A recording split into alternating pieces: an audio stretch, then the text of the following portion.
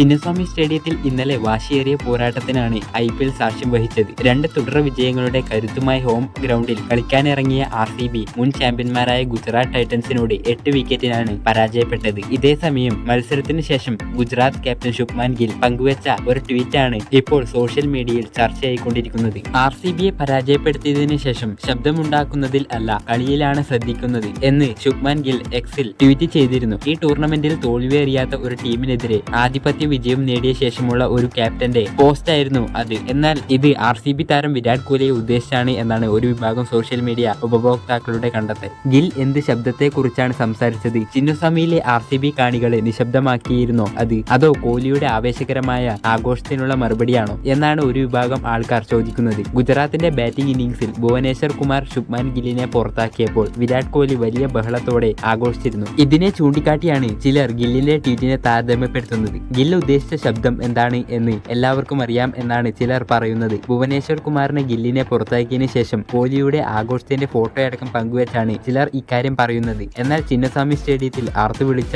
RCB ആരാധകരെയാണ് Gill ഉദ്ദേശിച്ചതെന്ന് മറ്റു ചിലർ പറയുന്നു. എതിർ ടീമിലെ പ്രധാന താരത്തിന്റെ വിക്കറ്റിന് ശേഷം നിശബ്ദനായിരിക്കുന്ന കോഹ്ലിയെ നമ്മൾ എപ്പോഴെങ്കിലും കണ്ടിട്ടുണ്ടോ എന്നാണ് അവർ ചോദിക്കുന്നത്. കോഹ്ലിയും ഗില്ലും മികച്ച ക്രിക്കറ്റ് താരങ്ങളാണ് എന്നും ന്യൂസിലാൻഡ് പര്യടനത്തിനിടെ ഇന്ത്യൻ ടീമിലേക്ക് ആദ്യമായി കടന്നുവന്ന 19 വയസ്സുള്ള ഗില്ലിനെ പോലെ കഴിവുള്ളവനല്ല താനെന്ന് കോഹ്ലി ഒരിക്കൽ പറഞ്ഞിരുന്നുവെന്നും ഇവർ ചൂണ്ടിക്കാട്ടുന്നു. ബുധനാഴ്ച മത്സരം അവസാനിച്ചതിനു ശേഷമുള്ള ഊഷ്മളമായ ആലിംഗനം ഇരുവരും തമ്മിലുള്ള സൗഹൃദത്തിന്റെ മറ്റൊരു ഉദാഹരണമായിരുന്നുവെന്നും ഇവർ പറയുന്നു. അതേസമയം 2023 IPL RCBക്കെതിരെ ഗുജറാത്ത് വിജയിച്ചതിന് ശേഷം ഗില്ലിന്റെ സഹോദരിയുടെ സോഷ്യൽ മീഡിയ എങ്ങനെയാണ് ലക്ഷ്യം വെച്ചത് എന്നും അന്നത്തെ ട്രോളുകൾക്ക് മറുപടി നൽകിയതായിരിക്കും ഗിൽ എന്ന് പറയുന്നവരുമുണ്ട്.